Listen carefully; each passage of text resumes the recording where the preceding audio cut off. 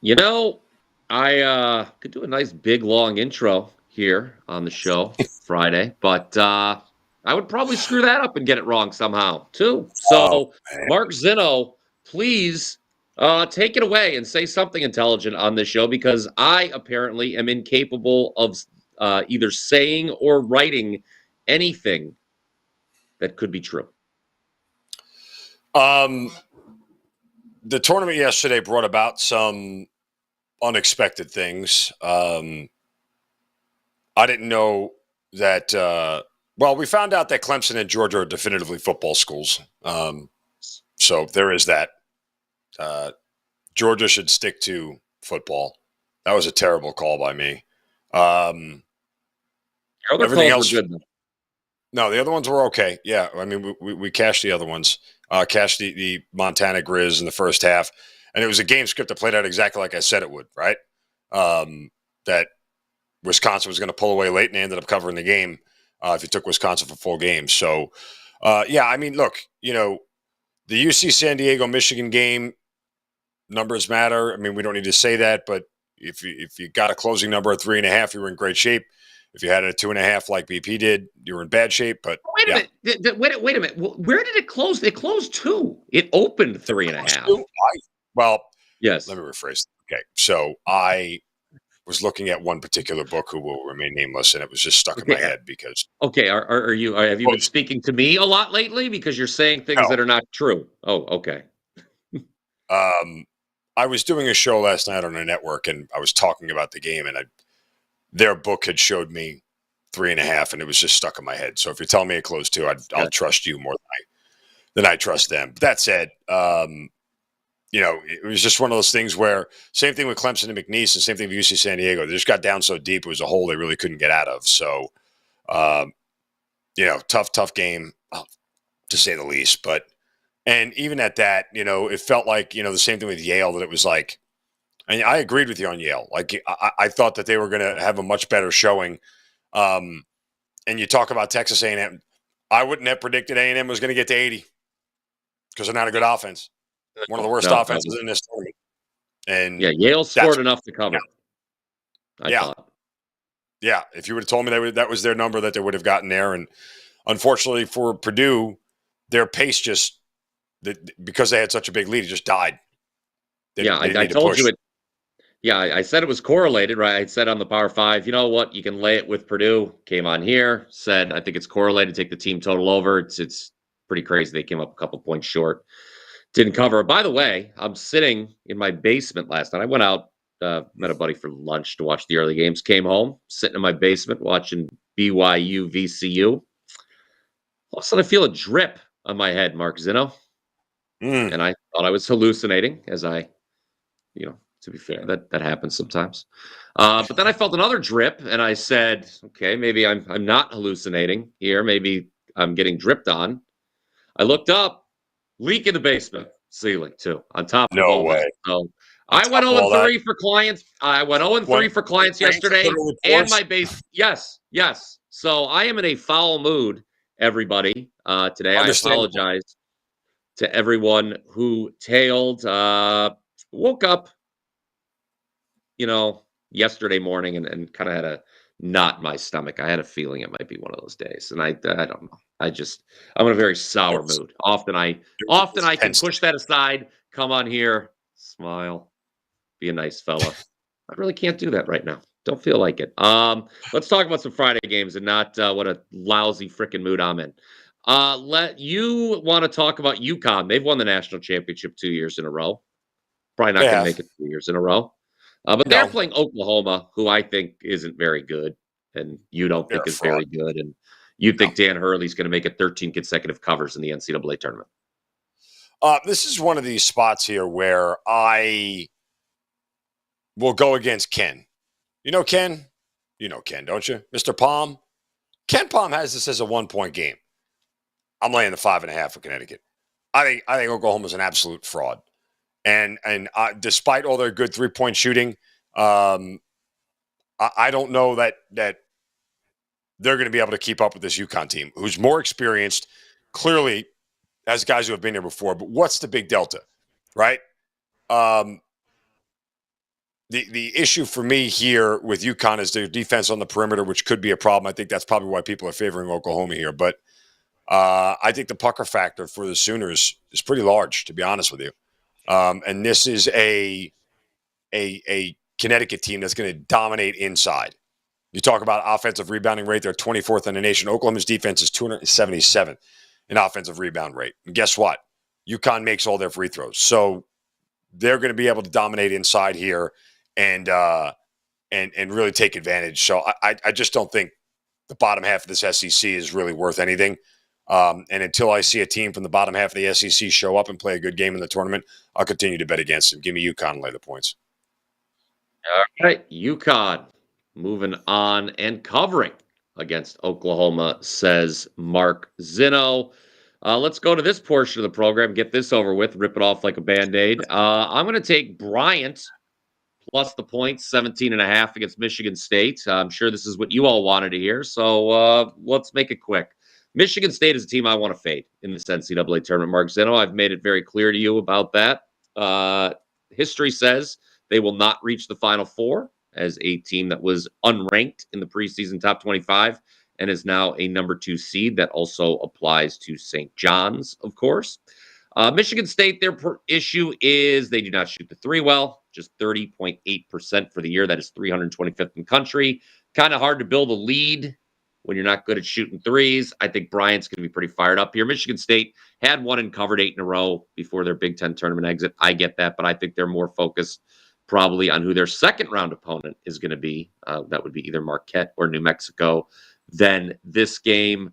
I don't think it, obviously the public dogs are the ones we need to be, are the ones that tend to have fleas. I don't think Bryant is necessarily a public dog here.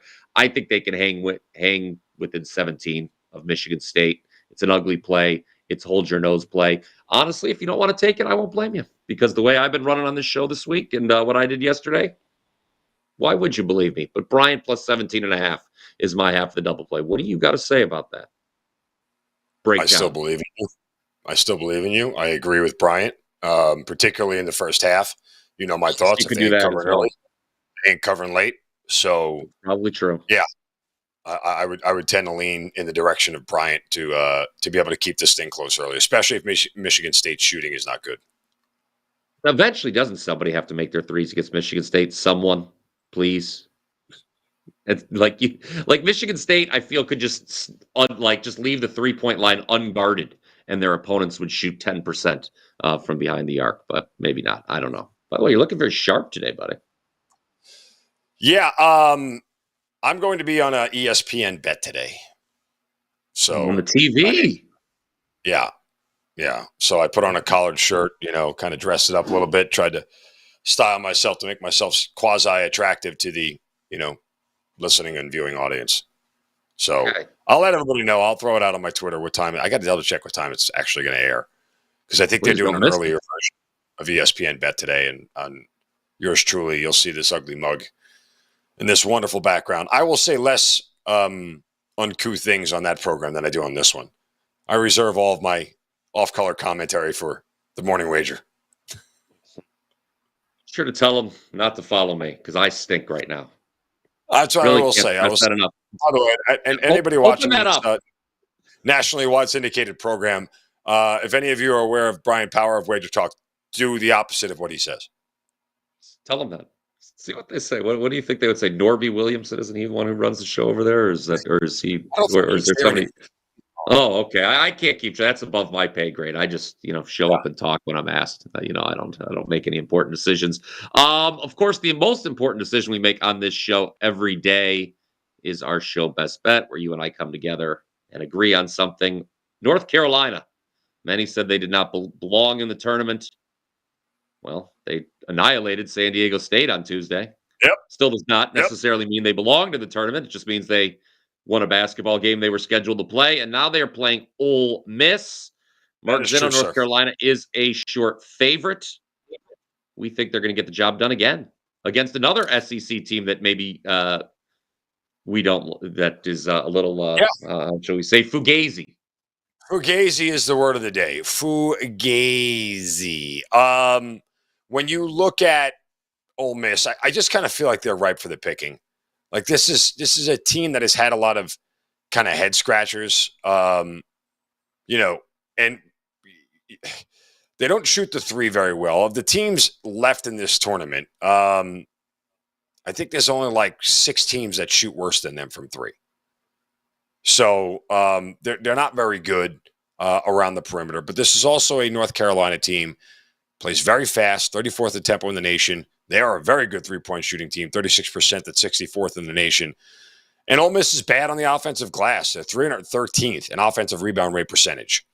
That's where UNC's size and athleticism are going to come into play here, and they're going to be able to dominate inside. And oh, by the way, if you believe in this sort of thing, at least one number 11 seed has made the Sweet 16 in 8 of the last 10 tournaments. The 11 is the new 10, or is the new 12, rather. And Drake has already made it. And Drake has already made it. They've gotten through, but to get to the Sweet 16, yeah. So, I mean, you're going to see. Oh, the Sweet 16, yeah. Right. You're going to see, a team continue to advance. And, the play-in tournament seeds have shown that they can win multiple games. Yeah. So, yeah. UNC, Tar Heels. That's our show best bet. Smash that like button if you agree. Mm-hmm. Comment down below with your thoughts. Rip on me if you have nothing else to do on Friday. I'm a man. I'll take it. Maybe I may not read it though. Some sweet nothings. I think he deserves them. I may not read the comments though today. I'll be honest with you. Oh, okay. I go through them, but it may be a while. I may sit in a dark room and watch the games today. I'm not going to watch it in my basement, by the way. As a reminder, you can buy Mark and I's complete weekend package for just $99. You can just buy that to get Mark's picks and fade mine. That's something to do. Mark's that's an option always. And would you like to talk about what you have up at the site right now? Another 3-pack of plays today is where we are going.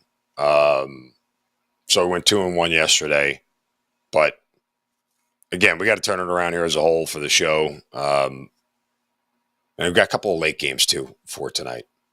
You guys know I don't like to sit here and promote myself, so I have a 3-pack of plays. Go get them. WT.buzz/MZ. I know. There's no time to promote myself, but what is there to promote? I'm looking a little shabby. Well, broken man.